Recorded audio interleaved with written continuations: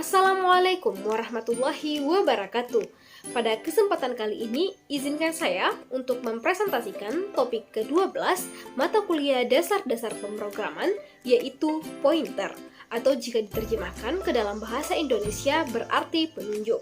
Langsung saja kita mulai. Sebelumnya, perkenalkan saya Aisyah Mansur, mahasiswa program studi Pendidikan Teknik Informatika dan Komputer, Fakultas Teknik Universitas Negeri Makassar, Angkatan 2020, dengan nomor induk mahasiswa 2022-09501012. Dosen pengampu Ibu Fatia Adiba, SPD MCS. Nah, dalam presentasi kali ini akan ada 3 pokok pembahasan yang kita bahas. Yang pertama yaitu definisi terkait dengan apa itu pointer, apa fungsinya, dan apa keuntungan penggunaan pointer ini. Yang kedua yaitu sintaks terkait dengan bagaimana mendefinisikan pointer dan contoh penggunaan sintaks. Dan yang ketiga yaitu ada contoh program, yaitu terkait dengan bagaimana menerapkan pointer dalam program sederhana C++. Untuk mengefisienkan waktu, mari kita melangkah ke pokok pembahasan yang pertama, yaitu definisi. Sebelum kita membahas dan memahami tentang pointer, sebaiknya kita harus memahami dulu tentang alamat dalam memori komputer. Lokasi pada memori komputer memiliki alamat dan menyimpan sebuah nilai. Alamat atau address yang dimaksud bernilai numerik, umumnya dalam bentuk heksadesimal yang sulit digunakan secara langsung oleh programmer. Setiap variabel yang dibuat pada program akan diberi lokasi di memori komputer. Nilai dari variabel sebenarnya disimpan pada alamat yang diberikan. Jadi, ketika kita membuat variabel pada codingan, kepada bahasa pemrograman apapun itu, kita punya data di dalam variabel. Nah, sebenarnya variabel itu disimpan ke dalam RAM atau memori yang memiliki alamat. Alamatnya itu di dalam program berbentuk heksadesimal yang sangat sulit digunakan secara langsung oleh programmer. Untuk memahami konsep pointer, kita dapat menganalogikannya seperti ini. Anggap saja ilustrasi di atas itu adalah sebuah perumahan dengan model rumah yang sama. Setiap rumah di sana tentu saja memiliki beberapa atribut seperti siapa pemiliknya, apa warnanya, dan lain-lain. Namun, tiap rumah di sana tentunya memiliki alamat yang berbeda. Misalnya rumah nomor 11, rumah nomor 12, dan rumah nomor 13. Dengan alamat inilah kita dapat mengakses atribut masing-masing rumah. Misalnya, siapa pemilik rumah nomor 11, siapa tetangga rumah nomor 12, serta apa warna cat rumah nomor 13. Nah, prinsip penggunaan alamat untuk mengakses informasi pribadi ini yang diterapkan pada dunia pemrograman dengan adanya pointer. Dalam dunia pemrograman, pointer adalah suatu variabel yang menunjuk ke alamat memori dari variabel lain. Karena pointer menunjuk alamat dari sebuah variabel, maka pointer akan berisi alamat memori, bukan berisi nilai data seperti pada variabel-variabel biasa pada umumnya. Lalu, mengapa pointer ini diterapkan dalam dunia pemrograman? Ada beberapa keuntungan dari penggunaan pointer, antara lain 1. Menciptakan data struktur yang kompleks. 2. Memungkinkan suatu fungsi untuk menghasilkan lebih dari satu nilai. 3. Memiliki kemampuan untuk mengirimkan alamat suatu fungsi ke fungsi lain. 4. Penggunaan terhadap array dan string akan lebih singkat dan efisien. 5. Memungkinkan untuk berhubungan langsung ke hardware. 6. Memungkinkan untuk berhubungan langsung parameter command line. 7. Kemampuan bekerja dengan memori yang telah dialokasikan secara dinamik.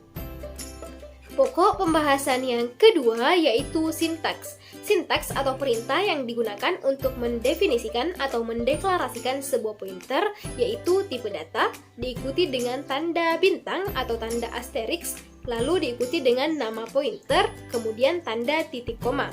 Tipe data di sini dapat berupa sembarang tipe data seperti halnya pada pendeklarasian variabel bukan pointer. Kemudian tanda bintang itu merupakan operator memori untuk mengembalikan nilai variabel pada alamatnya yang ditentukan oleh operan. Sedangkan nama pointer di sini merupakan nama variabel pointer yang akan digunakan. Nah, berikut adalah contoh penggunaan sintaks. int tanda bintang xptr. int di sini merupakan tipe datanya, sedangkan xptr merupakan nama pointernya. Dengan sintaks di atas berarti kita mendeklarasikan xptr merupakan variabel pointer yang menunjuk ke data bertipe integer. Seperti yang telah dijelaskan sebelumnya, suatu pointer dapat berisi alamat dari suatu variabel lain. Nah, untuk dapat mengakses nilai yang ada di dalam variabel berpointer secara langsung dapat dilakukan dengan menggunakan operator. Dalam melakukan operasi pada pointer, terdapat dua macam operator pointer yang disediakan dalam bahasa C++. Yang pertama yaitu ada operator dereference yang ditandai dengan tanda dan, yang kedua yaitu ada operator reference yang ditandai dengan tanda bintang. Yang pertama akan kita bahas yaitu operator dereference terlebih dahulu. Operator dereference disebut juga address of. Operator ini digunakan untuk mendeklarasikan suatu variabel di dalam penggantian memori.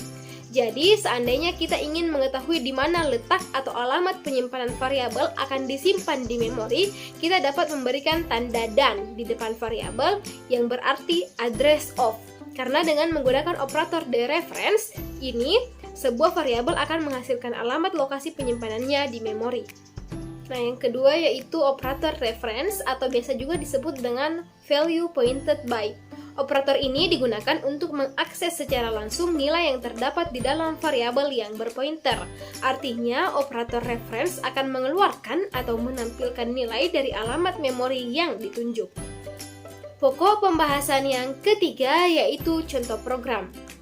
Ini dia contoh penerapan pointer dalam program sederhana C++. Ketika kita melakukan compile and run, maka aplikasi yang dijalankan akan seperti ini, tidak ada error, kemudian output yang ditampilkan akan seperti ini. Untuk penjelasan lebih lanjut dari kode program pada contoh di atas, langsung saja kita masuk ke aplikasi Dev C++-nya. Baik, ini dia contoh programnya. Saya akan mencoba untuk menjelaskan maksud dari kode program, mulai dari baris pertama yaitu include IOStream, di mana include IOStream ini merupakan perintah untuk mengarahkan compiler atau file header yang digunakan untuk memasukkan kode program ke dalam file IOStream agar pengguna dapat mengakses perintah input-output misalnya sin dan cout. Kemudian ada using namespace std, merupakan perintah yang digunakan untuk menyampaikan kepada compiler bahwa pengguna akan menggunakan semua fungsi atau kelas atau file yang ada di dalam namespace std atau standar. Lalu ada int main yang merupakan pendeklarasian fungsi main atau fungsi utama yang nilainya akan dikembalikan. Di sini ada pula tanda buka kurung kurawal yang menandakan dimulainya area kekuasaan dari fungsi main tersebut. Lanjut, di sini ada intx yang berarti pendeklarasian variabel x dengan tipe data integer. Kemudian dilanjutkan dengan int tanda bintang xptr yang merupakan pendeklarasian pointer xptr dengan tipe data integer pula. Nah, variabel biasa dalam hal ini intx mempunyai nilai dan address atau alamat memori. Berapa nilainya? Nilainya itu yaitu 20 karena kita telah memasukkan nilai 20 melalui perintah x sama dengan 20. Nah, apa yang akan terjadi jika kita tidak memasukkan nilai 20 ini ke variabel x? Maka variabel x akan tetap memiliki alamat dan bernilai 0. Kita akan coba compile and run untuk membuktikannya. Nah, seperti ini hasilnya. Sedangkan si pointer xptr ini tidak akan berisi nilai seperti pada variabel biasa, melainkan akan berisi alamat memori dari variabel lain yang ditunjuknya. Variabel lain yang ditunjuknya di sini yang mana yang dimaksud? Itulah tadi variabel integer x. Selain itu, pointer juga akan mempunyai alamatnya tersendiri yang berbeda dengan alamat variabel yang ditunjuknya. Mengapa? Karena pointer ini juga merupakan variabel. Dalam melakukan operasi pada pointer, terdapat dua macam operator pointer, yaitu yang pertama ada dereference yang ditandai dengan tanda dan, berfungsi untuk mengetahui alamat dari sebuah variabel. Kemudian yang kedua ada reference yang ditandai dengan tanda bintang, yang berfungsi untuk menampilkan nilai dari alamat memori yang ditunjuk. Kemudian baris yang ini, xptr sama dengan dan x, itu maksudnya adalah bahwa variabel pointer xptr akan mengetahui atau menampilkan alamat dari variabel x. Lalu baris perintah yang ini, itu digunakan untuk menampilkan string contoh program pointer di output nantinya. Kemudian baris perintah ini berfungsi untuk menampilkan nilai dari X. Perintah yang ini berfungsi untuk menampilkan alamat dari X. Perintah selanjutnya berfungsi untuk menampilkan nilai yang ditunjuk oleh pointer XPTR. Perintah yang selanjutnya lagi berfungsi untuk menampilkan alamat yang ditunjuk oleh pointer XPTR. Lalu perintah setelahnya berfungsi untuk menampilkan alamat dari pointer XPTR di output program setelah melakukan compile and run. Kemudian kita akan mencoba untuk mengisikan nilai 30 ke dalam pointer XPTR atau alamat yang ditunjuk oleh pointer XPTR. Untuk mengisikan nilai melalui alamat pointer digunakan tanda bintang. Karena alamat memori yang ditunjuk oleh pointer XPTR merupakan alamat memori dari variabel X, maka nilai dari variabel X otomatis juga akan ikut berubah. Baris perintah untuk mengisi nilainya itu adalah yang ini, bintang XPTR sama dengan 30.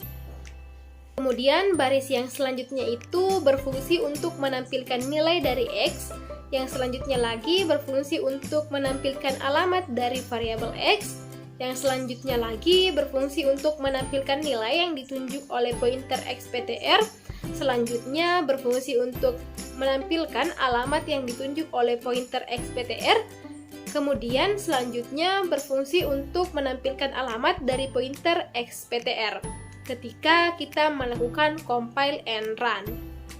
Kemudian di sini ada return 0 yang merupakan pernyataan pengembalian untuk menginformasikan kepada sistem operasi bahwa program telah berakhir secara normal dengan nilai 0 yang berarti tanpa kesalahan atau error. Lalu ada tanda tutup kurung kurawal yang berarti berakhirnya area kekuasaan fungsi main. Demikian yang dapat saya sampaikan mengenai materi pointer. Terima kasih telah menonton video ini, semoga bermanfaat. Mohon maaf atas segala kekurangan.